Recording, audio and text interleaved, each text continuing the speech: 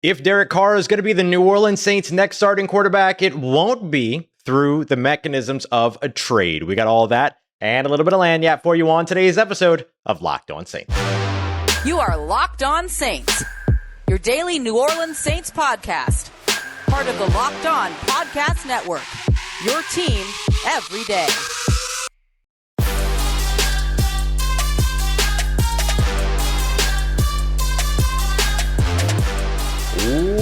What is good, Who Dat Nation and Who Dat family? Welcome into another episode of Locked On Saints, your daily podcast covering your favorite team, the New Orleans Saints, part of Locked On Podcast Network, your team every day. Thanks so much as always for making Locked On Saints your first listen of the day every day. Don't forget we're free and available on all podcast apps and on YouTube as well. I'm your host, Ross Jackson, at Ross Jackson Nola on Twitter, your New Orleans Saints expert, credential member of the media, CrescentCitySports.com, USA Today Saints Wire, Tuesdays on Locked On NFL, and here with you every single Monday through Friday on Locked On Saints. Today's episode of Locked On Saints brought to you by our friends over at BetterHelp. It's not a crisis line. It's not self-help. It is professional therapy done online and available worldwide. And right now, we've got a special offer just for our listeners here on Locked On Saints. You get 10% off of your first month at BetterHelp.com/LockedOn. Tell you more about them later on today's episode.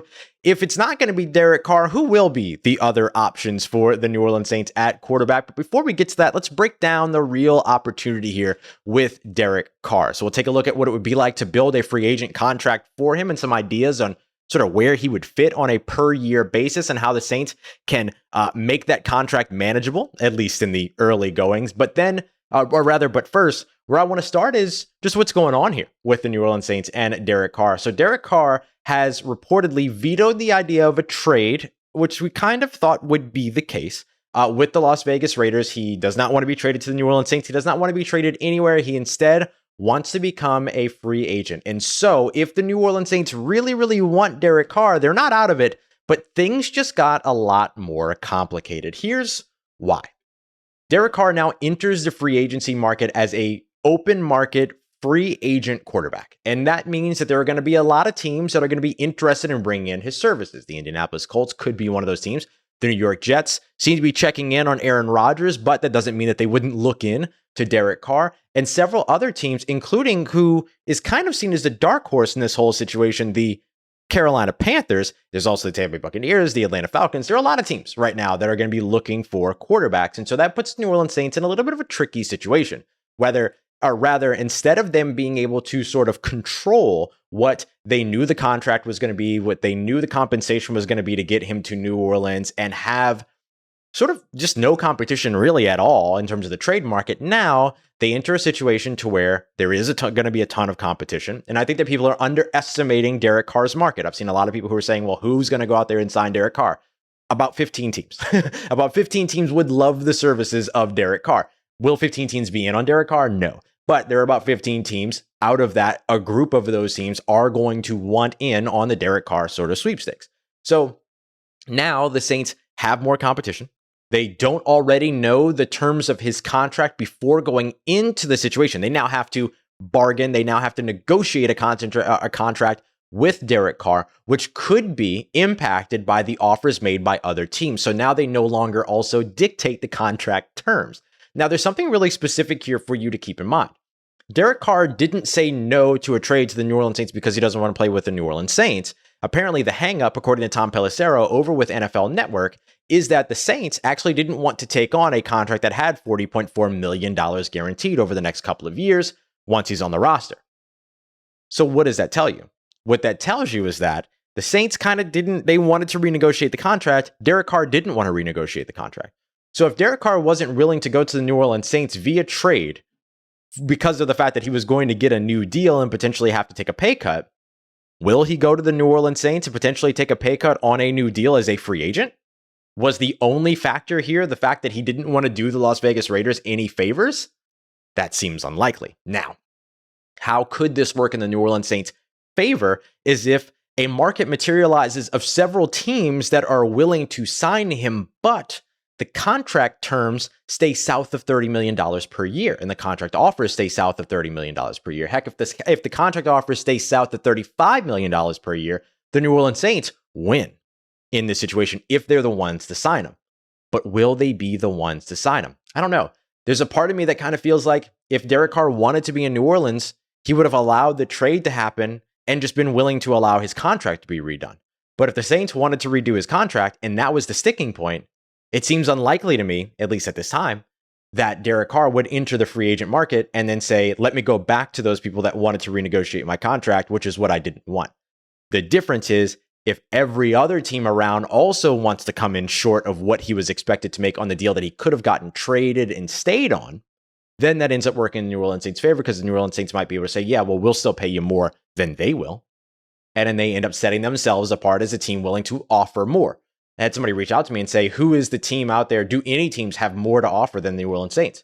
Several teams. Why? Because the New Orleans Saints are $57.1 million over the salary cap or $60 million over the salary cap. So that doesn't mean that they're not going to end up $30 million over the salary cap. We know that they will.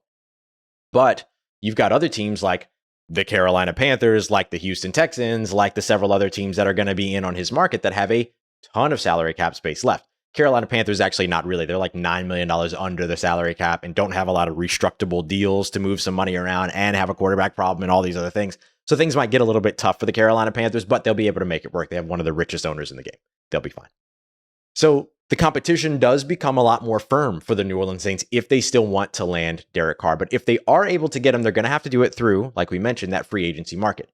If they did that, what would a contract for Derek Carr look like? That's what we're taking a look at next as we continue on with another episode of Locked On Saints. And today's episode of Locked On Saints brought to you by BetterHelp Therapy Online. I've told you all time and time again that therapy is a very important sort of part of my life, and I hope that it can be a part of yours as well if you're looking for it, because BetterHelp makes it really, really accessible, really, really easy. You come in, you take a questionnaire, tell them a little bit about yourself. They go out, they find one of their many, many, many licensed therapists that are out there that match what it is that you're looking for, that match somebody that would work good with you, matches your background, whatever it might be, and then they pair you together. So you're not just being paired with some rando therapist out of nowhere. There's actually some thought into that process. And you know what? If that therapist doesn't work out for you and turns out it's not a good match, it's free to switch. It's not a situation where you're going to have to keep flushing money down the hole every time that you want to change therapists because you're getting paired with people that don't see what you need them to see. And that's why I love BetterHelp, because they might actually mitigate that from off the top because of that questionnaire.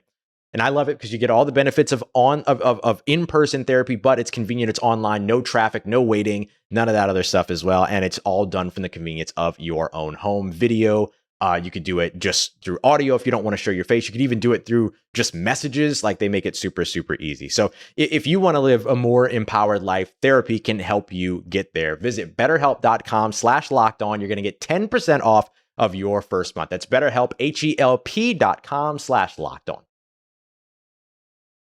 All right, family, continuing on with today's episode of Locked On Saints. If the New Orleans Saints are able to court Derek Carr to signing as a free agent, what would a contract look like? Appreciate you as always. Make it Locked On Saints your first listen of the day, and for being here and for all the happy birthday wishes. That was so nice of y'all. I really appreciate everybody doing that. It's cool. It's y'all just like a big old family. I'm having a good time. Okay. Anyway, that's not what you want to hear about. You want to hear about Derek Carr and contracts, and that's great. So here's the way that I look at it.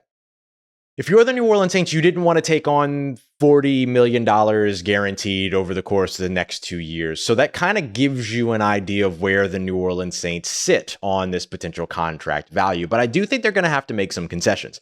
If you're offering a quarterback a brand new contract, you're going to have to come up with a good bit of money that is going to be guaranteed over the course of the first couple of years. The first of which is a big thing that you kind of look at here. And it's sort of that 47% area. You know, you think about some of the other guaranteed money that's been given to quarterbacks over the course of the past 10 years and around, or past 5 years or so, and around like 47 to 57% is usually where you see guaranteed money hitting. Obviously, there's exceptions and things like that. It's not a hard and fast number, but the majority of contracts you see kind of hover around that area in new multi-year deals for quarterbacks that have been in the NFL. So for that example, what it would end up meaning is that instead of giving up like $40 million guaranteed over the first 2 years, you're really looking at trying to give up like $60 million over 4 years, $60 million over 3 years, something like that, which still averages out to like $20 million per year, but it just kind of gives you a little bit more of a future on that contract as opposed to it being so truncated and kind of squished, if you will, into the beginning of it all. So part of this comes down to like, how much is the signing bonus? How much is all this? So what I'm looking at for the Saints here is a 3-year, $35 million per year contract. Now, remember, that's not all real money, right? Some of that is going to be signing bonus money that's going to be pushed back. Some of that is going to be non-guaranteed money toward the back end of the contract, all of that as well. So there's a couple of different ways you can go about this. So $105 million would be the total contract, but you do maybe $50 million of it guaranteed. So it comes in under 50% in terms of your guaranteed contract. That's $50 million guaranteed over the course of 3 years as opposed to just 2 years, so that it spreads things out a little bit more. So how do you do this? Well, you give him $50 million up front in a signing bonus, right? That way you end up taking that $50 million, you put 2 void years in the back of that 3-year deal, and you're talking about $10 million per year in prorated bonuses that ends up going to Derek Carr in that case. So you give up $50 million guaranteed, yes, which is more than the 40.4, but you do it over 5 years as opposed to 40.4 over 2 years. So it makes it a little bit easier. Then you end up coming in year one with a low base salary that's like a 1.165 veteran minimum base salary, but he's also getting $50 million that is going to him throughout the first year while you're paying it off for 5 years. So it's not a super low payday for him. So you end up carrying a cap hit in that case of just over $11 million in year one in 2023. Then you bring the salary cap up a little bit. You bring the base salary up a little bit. You could do like $11.9 million. Throw another $10 million into roster bonuses. That way you have what you need to be able to restructure in 2024. So there's a lot of different ways to build in mechanisms where you're saving money down the road as well. Then in year 3, which is technically like the official last year of the deal, there could be like a $31.9 million salary, base salary on that, plus prorated money toward the end and carry a huge, cap hit and everything. But a large portion of that isn't guaranteed. A large portion of that just gets restructured or pushed forward in an extension if the Saints were to do an extension. And then years 4 and 5 in 2020, what would that be? 2026 and 2027, void years, $10 million per year that are just kind of sitting on the books there, so that after the first 3 years, you can move on and be pretty good in terms of money that you've already spent, money that that you're spending, all of that. So it's just an example. Look, a contract can work out so many different ways. You will find contracts out there that are, kind of the way that I built this contract was around sort of the Kirk Cousins, Carson Wentz, Jared Goff kind of area. Kirk Cousins makes $35 million per year. Carson Wentz is at $32 per year. Jared Goff's at $33.5 per year. SpotRack has the market value for Derek Carr at $37.7 million. OTC, or Over the Cap, has his valuation at like $22 million, which is far too low. It's not going to happen.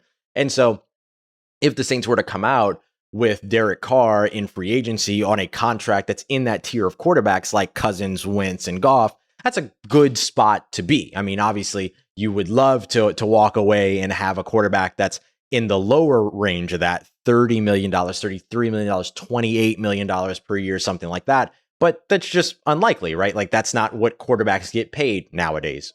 The other option is you end up getting them on sort of the, who was it that just recently did this? But, you end up getting him on the 1-year deal, right? The Matt Stafford deal or whatever it was, to where, no, it wasn't Matt Stafford. But anyway, you find him and you get him in on a 1-year, $30 million deal or something. And then, you have him for a season, you figure out, see how the fit goes, treat it as a season-long tryout, and then whatever happens after that happens after that. So it can be anywhere from this 3-year, $35 million deal that I built out to a 1-year, $30 million deal that just gets him in the door, gives him an opportunity. You put some void years in the back of it. You translate a bunch of that money into a signing bonus, and then you drop a salary cap. You flush some stuff into future years, whatever. Like, there's a whole bunch of different ways for you to be able to build out a contract that makes sense for Derek Carr. And very likely it's somewhere in the middle of what the extremes will say, right? Some extremes will say, yeah, well, he's going to push for $40 million per year. Sure. Then there are going to be other people who are going to say, yeah, but he only deserves $20 million per year. And more than likely, he's going to be in the $30 million per year range. That's often the case, is that you have two extremes of people that are arguing each case, and then the truth is somewhere in the middle. So I could see a whole bunch of different ways that things could work out with Derek Carr. For the Saints, it would almost be best if he went out and him and his representation do what they're supposed to do, which is try to build their market, right? Go to New York, go and visit the Jets. Go to Detroit, go and visit the Lions. Go to Carolina, visit the Panthers. Just try to drum up as much interest as you can. Go to Boston and visit, go to Foxborough and visit the Patriots. Like, go everywhere you can. Take every visit possible. Do all that. Drum up as much interest, and then start to run your contract numbers up.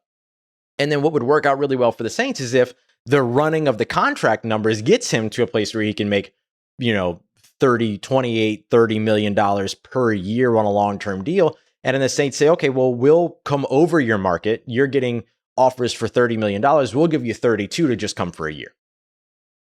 And then we'll build, and then they can build the contract out so that some of that money gets pushed down in the void years, which end up becoming irrelevant if there's an extension.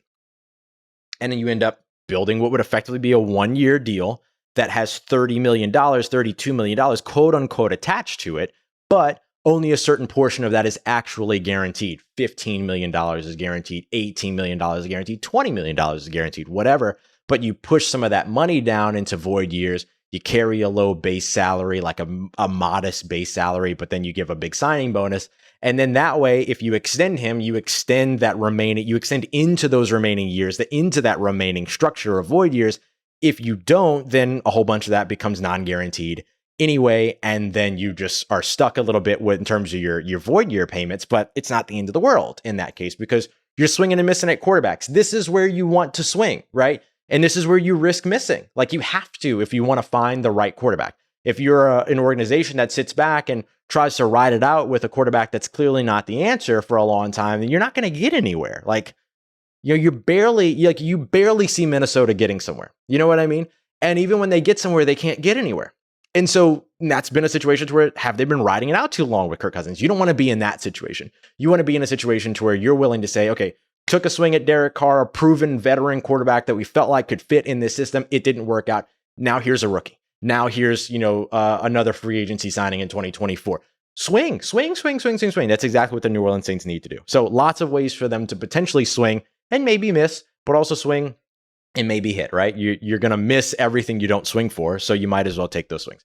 And so those are the different contract structures the Saints could potentially operate with, as well as several other options that will be out there. So what if the New Orleans Saints end up seeing what I'm starting to think might happen, which is Derek Carr heading elsewhere? How do they find their next quarterback? What are their plans? I'm going to give you 3 different structures under which the New Orleans Saints can get ready at quarterback going into 2023 that aren't Derek Carr centric. Got that coming up for you as we continue on with today's episode of Locked On Saints. Today's episode of Locked On Saints brought to you by the #1 sportsbook in all of America. Yeah, it's FanDuel. We're midway through the NBA season here, and now is the perfect time to download FanDuel, America's #1 sportsbook, because customers are now able to get a no-sweat first bet of $1,000. $1,000. That's bonus bets that you get back if your bet doesn't win. Yeah, it's that easy. All you have to do is download the FanDuel Sportsbook app. It's safe, it's secure, and it's super easy to use. Then you can play out everything and bet on anything from the money line to point scores to threes drained, whatever it is that you're looking for. FanDuel has you covered. If you're a New Orleans Pelicans fan like I am, things don't look so great now that you have the Zion Williamson news, but maybe that ends up pushing you down betting against the New Orleans Saints in a couple of different, or the New Orleans Pelicans in a couple of different ways, or that ends up making the Pelicans underdogs in a lot of games where you like them. I like them up against they got the Lakers in a couple of days. They got OKC in a little bit. I like all of that for them. So we'll see how it all works out, but FanDuel is where you can get in on the action. Plus, FanDuel even lets you combine your bets and a chance for an even bigger payout with same game parlays. So don't miss out on your no sweat first bet of up to $1,000 in bonus bets when you go to FanDuel.com/lockedon. That's FanDuel.com/lockedon to learn more. Make every moment more with FanDuel, an official sports betting partner of the NBA. Let's get it, Who Dat Nation. Wrapping up today's episode of Locked On Saints. If the Saints can't land Derek Carr in a free agent deal, where will they find their next quarterback? I've got 3 options for you that are kind of gauging from the best opportunity that the Saints have out there that's kind of slim to none that's happening to like the most likely scenario that would be very likely to happen, right? So we've got 3 ones that kind of span that spectrum. The first of which, well, let's go big brain first and kind of see where like the Saints could go all out to find their next quarterback. And there's 2 options for that, right? Now you kind of have to wait and see how it all happens. Aaron Rodgers, Lamar Jackson. Will they actually be available? Will they not actually be available that much? We don't know. But there's been a lot of news coming out around Lamar Jackson potentially getting tagged and traded from the Baltimore Ravens. That's a place where the New Orleans Saints should absolutely be interested. I've broken this down before, how the New Orleans Saints can do it. We've discussed it before. Are you a little bit concerned about this coaching staff with Lamar Jackson being able to build a game plan around Lamar Jackson? Probably, but they built the Taysom Hill game plan, so can they just expand that a little bit? And then if things don't work out for this coaching staff, Lamar Jackson becomes, a big time, I guess, bargaining chip in terms of getting a really good offensive head coach around, really good offensive coordinator around if, Dennis Allen and Pete Carmichael are done after this year. We'll have to see how everything goes in 2023, but Lamar Jackson gives you that player that will bring coaches, that will bring offensive coordinators to your city. So there's two ways for them to be able to do this. It's either Lamar Jackson gets the usual exclusive franchise tag by the Baltimore Ravens and then traded, or they give him what's called a non-exclusive franchise tag, which is a little bit more expensive for the Baltimore Ravens, but it allows it to basically be a tender. So that means that as the New Orleans Saints, they could offer Lamar Jackson a contract, send an offer sheet with a contract on the table, and then the Baltimore Ravens would have the option to either match that contract, therefore keeping Lamar Jackson for that time until another team offers or another offer sheet is submitted, or they allow him to take that contract, let him go, and then they receive 2 first-round picks in return from the team that signs him, in this scenario, the New Orleans Saints. If I'm the Baltimore Ravens, I'm tagging him with an exclusive franchise tag, and I'm trading him on that tag because I'm going to be able to get more than 2 first-round picks if I just straight up trade him, right? I'm going to be able to kind of run that up. I'm going to be able to get more, all of that. So that's probably the way that the Baltimore Ravens would go about it. That's the way that the New Orleans Saints could be invested. And that's a situation to where, look, if you have to give up 2 first-round picks to get Lamar Jackson, you probably give up 2 first-round picks to get Lamar Jackson. You're not mad at that, as well as other draft compensation and all that. You'll take the franchise quarterback 9 times out of 10. Got to worry about the injuries, got to worry about all that. But if you feel like that's your guy, then that's your guy.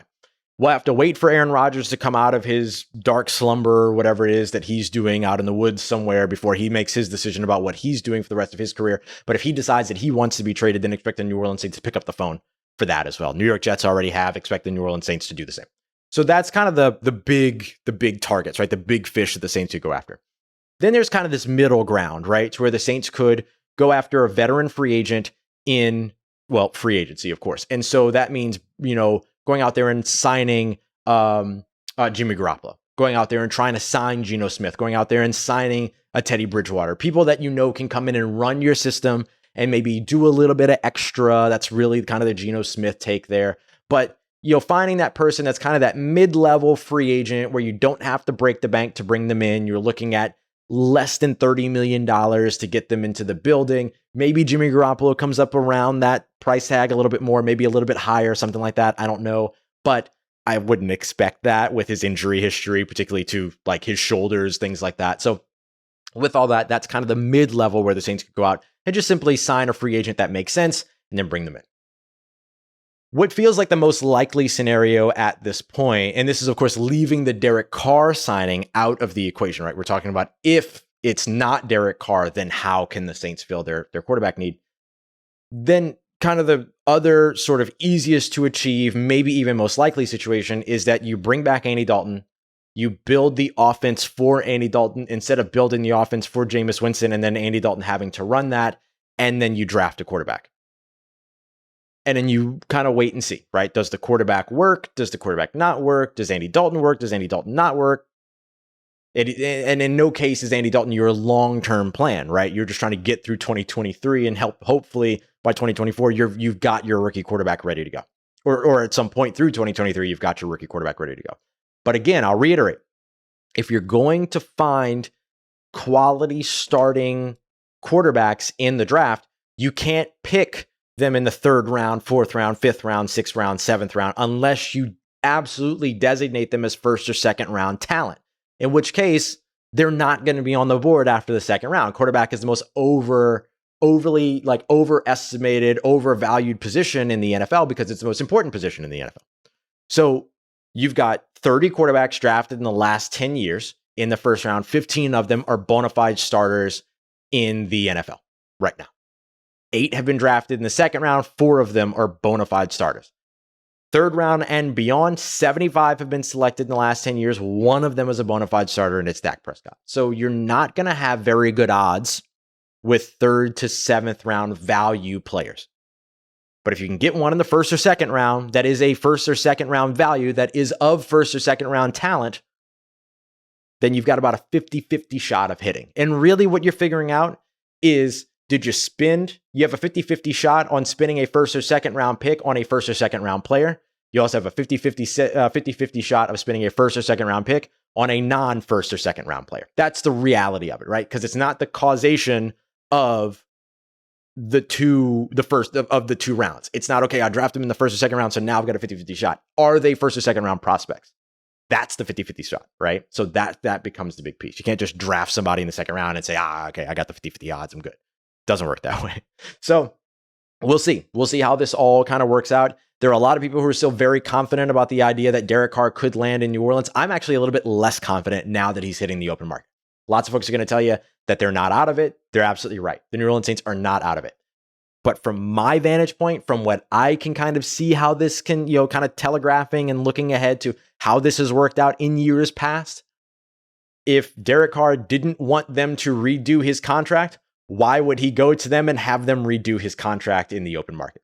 Unless it's really just that he wanted to shaft the Raiders, which is perfectly fine. And if that's the case, come on down on Derek Carr, because that type of pettiness belongs here in New Orleans. Coming up in tomorrow's episode, we didn't do mock draft Monday today, so we'll do a mock draft tomorrow on Tuesday. I wanted to make sure that we discuss this Derek Carr situation and how the New Orleans Saints can find their next quarterback. So if they were to do it in a draft, let's talk about what we're going to do is a 1st through 7 round mock draft of all quarterbacks. Here are the quarterback clouds that you can find in each round of this year's NFL draft. Who's worth it, who's not? We'll break all that down as we continue on another episode of Locked On Saints. Appreciate you as always, making us your first listen of the day every day. For your second listen today, make sure you are going and checking out Locked On NFL, as well as Locked On Eagles or Locked On Chiefs, so you can hear about the Super Bowl winning teams. Make sure you go and check them out later on. I'm recording before the Super Bowl because this Derek Carr news was just too big. So we got that coming up for you here all across the Locked On Podcast Network. Lots of great stuff for you to find here across the network. Appreciate you as always for making us your first listen of the day, making us part of your day, part of your routine, for saying yes to me and the show. And as always, if you see me, say hi. Shout out Trey. Thanks for saying hi over at Superior the other day. Really appreciate that, man. And as always, y'all, if you need anything else in between these episodes on your New Orleans Saints, make sure you follow me on Twitter at Ross Jackson, NOLA. Hit me up. Let me know how the family's doing. Let me know how you're living. Let me know how you're momming them. And trust Who Dat Nation. I'll holla at you.